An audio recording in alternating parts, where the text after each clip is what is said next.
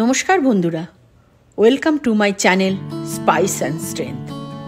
আজ আপনাদের সঙ্গে আমি একটি আচারি আলুর তরকারি রেসিপি শেয়ার করতে চলেছি। আমার আগের রেসিপিতে মোগলাই পরোটার সঙ্গে একটি আলুর তরকারি পরিবেশন করেছিলাম, আর কথা দিয়েছিলাম যে আমি পরের ভিডিওতে ওই রেসিপিটি শেয়ার করব।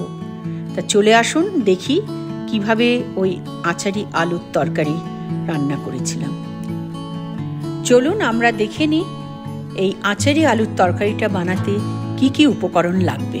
তরকারিটি তৈরি করতে আপনাদের লাগবে গোটা জিরে, গোটা ধনে, সর্ষে, মেথি, হলুদ গুঁড়ো, লঙ্কা গুঁড়ো, মৌরি, নুন, চিনি, হিং, শুকনো লঙ্কা, তেঁতুলের কাঠ, টমেটো আর ধনেপাতা।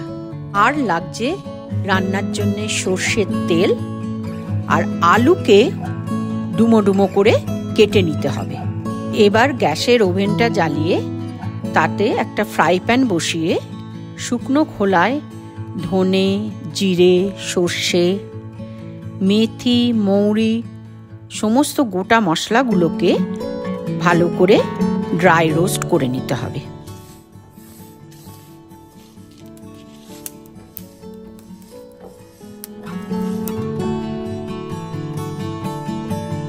এবার যখন ড্রাই রোস্ট হয়ে যাবে, ভালো গন্ধ বেরোলে সেটাকে ঠান্ডা করে মিক্সিতে গুঁড়ো করে নিতে হবে।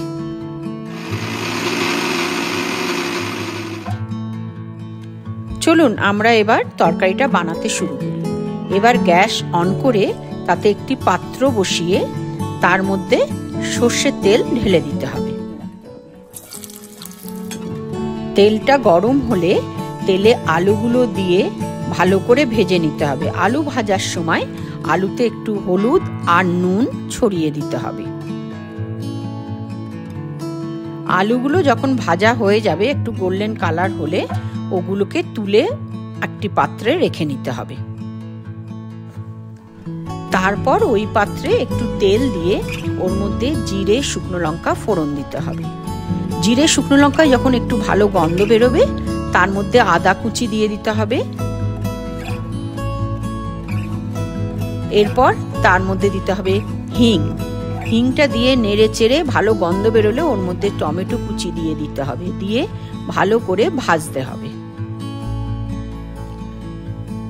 এরপর টমেটোতে হলুদ গুঁড়ো, লঙ্কা গুঁড়ো, চিনি আর নুন দিয়ে ভালো করে কষিয়ে নিতে হবে যতক্ষণ না টমেটোর থেকে তেলটা ছেড়ে আসে। টমেটোটা যখন ভালো করে কষে যাবে, ওর থেকে তেল ছেড়ে আসবে, তখন ওই ভাজা আলুগুলো ওর মধ্যে দিয়ে দিতে হবে। ভাজা আলুগুলো দিয়ে টমেটোর সঙ্গে ভালো করে মাখিয়ে ওটা একটু ঢাকা দিয়ে রান্না করতে হবে। এরপর ঢাকা খুলে খুলে মাঝে মাঝে আলুটা নেড়ে নিতে হবে। আলুটা যখন আধ সেদ্ধ হয়ে যাবে, তাতে যে মশলাটা আমরা গুঁড়ো করে রেখেছিলাম, ড্রাই রোস্ট মশলাটা, সেটা দিয়ে দিতে হবে 2 চামচ। সেই ড্রাই রোস্ট মশলাটা ওর মধ্যে দিয়ে ভালো করে নেড়ে চেড়ে আবার ঢাকা দিয়ে দিতে হবে। এরপর ঢাকা খুলে মাঝে মাঝে নেড়ে অল্প অল্প করে জল মেশাতে হবে। একসঙ্গে বেশি জল দিয়ে দেবেন না, তাতে তরকারির টেস্টটা নষ্ট হয়ে যাবে।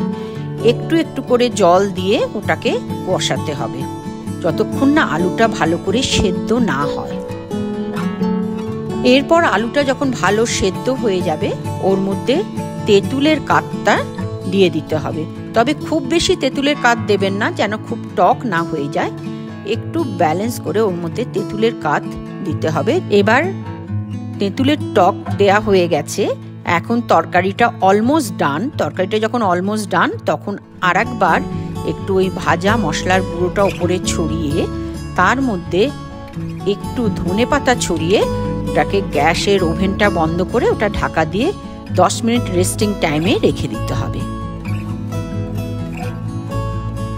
ব্যাস, আমাদের আচারি আলুর তরকারি রেডি।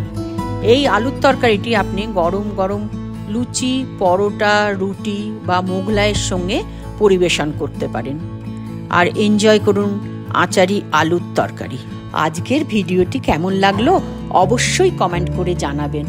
ভালো লাগলে লাইক শেয়ার করবেন আর আমার চ্যানেলটিকে সাবস্ক্রাইব করে আমার পাশে থাকবেন। আমার চ্যানেলটিকে সাবস্ক্রাইব করবেন আর বেল আইকনটিকে প্রেস করবেন, তাহলে আমার চ্যানেলে যে ভিডিওগুলো আপলোড হবে আপনাদের কাছে নোটিফিকেশনটা অটোমেটিক চলে আসবে।